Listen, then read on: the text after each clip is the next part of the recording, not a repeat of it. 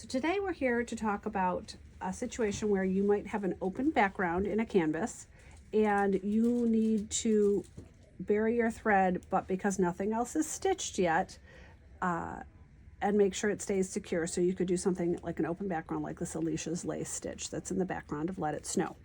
So I am just about ready to start with Santa here, and I'm going to do Alicia's lace on his apron.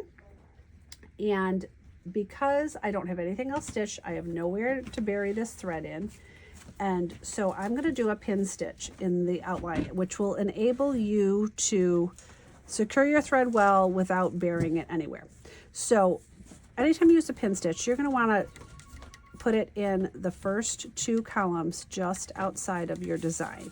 And I'm going to demonstrate this with this brown thread that's completely inappropriate for his apron, but you'll be able to see what I'm doing.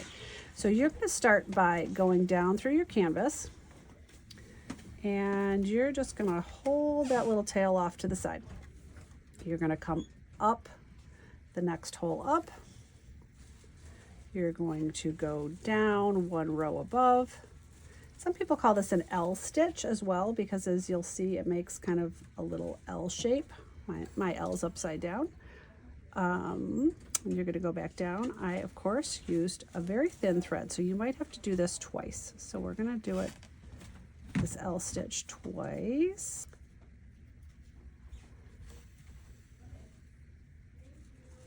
Go down in the same hole you had gone down in. Come up and repeat the pattern.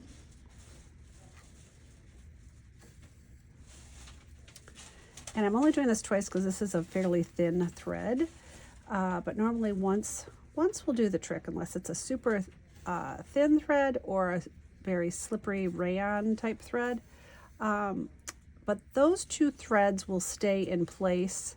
Canvas threads will stay in place when your finisher goes to finish things. So now I'm going to go ahead and start with my Alicia's lace stitch that I had planned.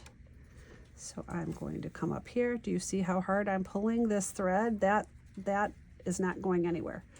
And I'm going to be able to go up my two stitches and come back and do the second side of the Alicia's lace pattern. And away you go. And you can continue to do these pin stitches to either start or stop your stitches in the border. Again, just make sure you keep it within the first two columns just outside of where you're stitching, because these columns stay in place when the finisher goes to make your canvas into a finished object.